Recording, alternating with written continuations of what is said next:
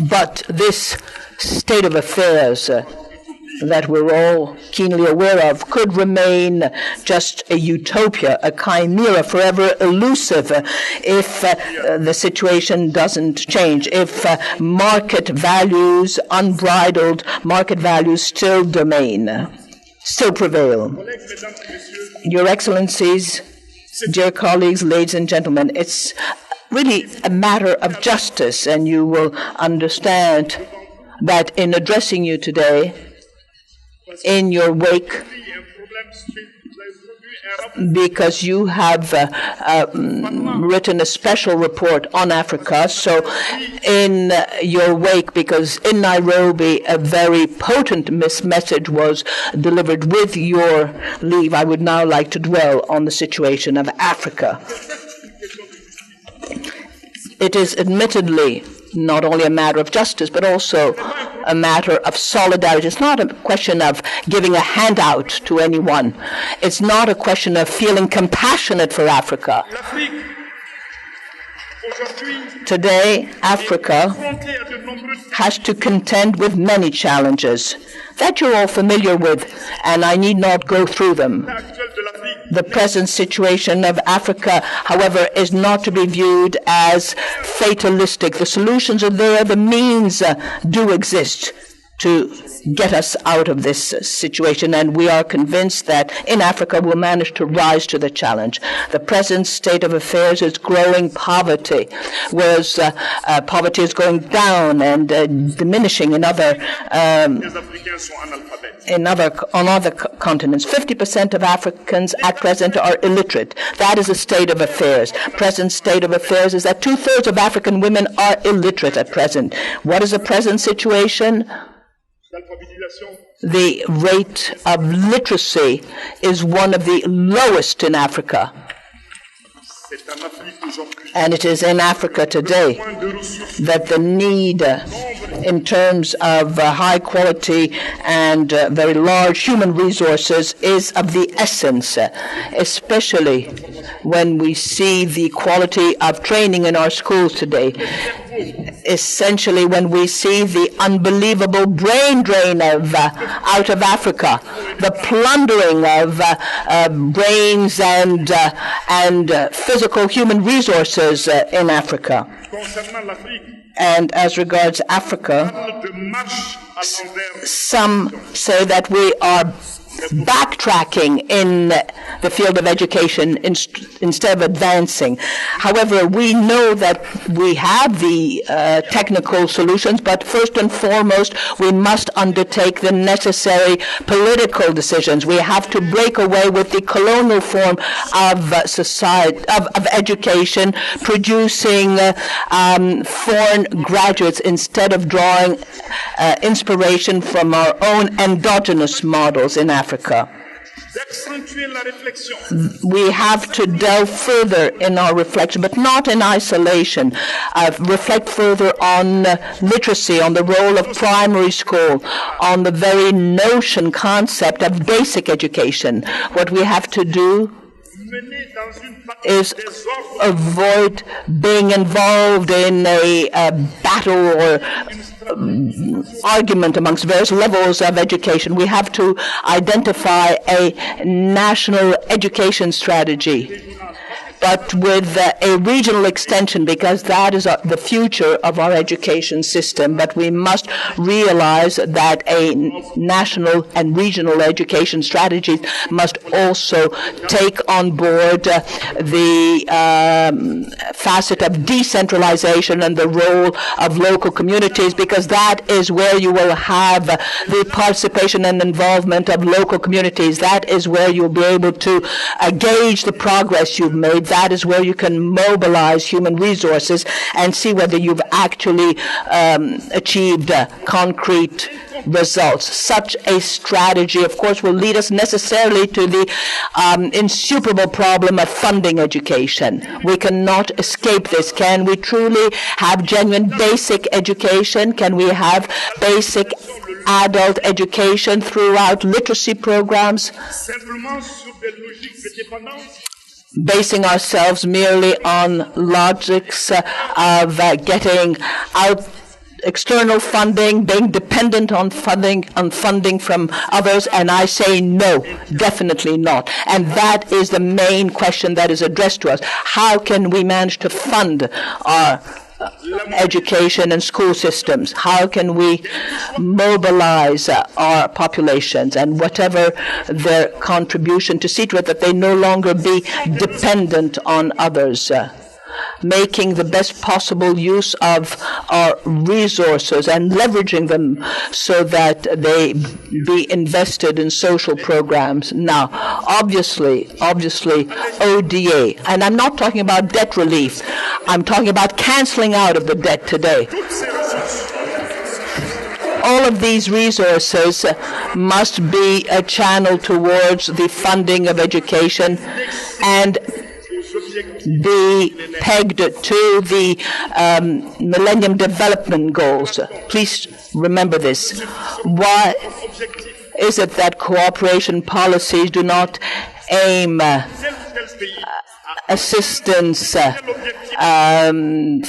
this and that country to achieve MDGs?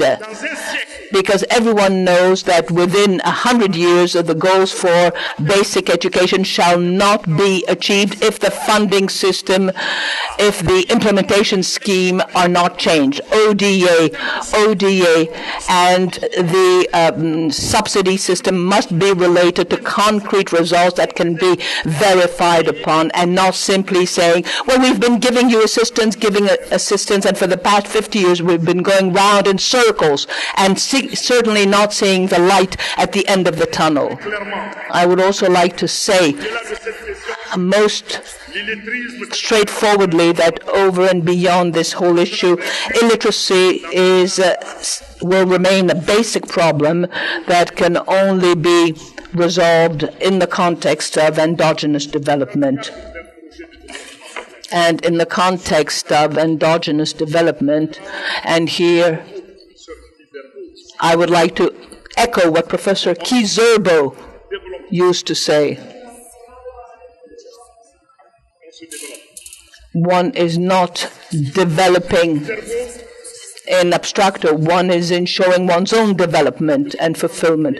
Professor Kizerbo is not referring to a ready-made development, but rather having the necessary keys to achieve our development in our own minds. And I hope that this will be one of the red threads of our action. And as regards Africa, I would like to now address the Director General of UNESCO and thank her for her commitment for Africa,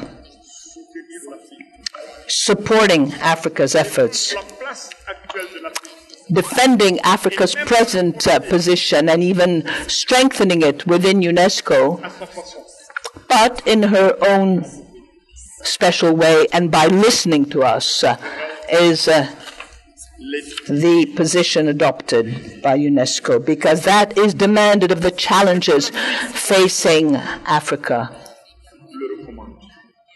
And Africa's potential contribution makes it mandatory to approach the situation in this manner. I have in my mind a refrain which I'm repeating and repeating so as to see to it that Africa make progress. The continent where civilization arose is a continent of the future, because that is where youth resides.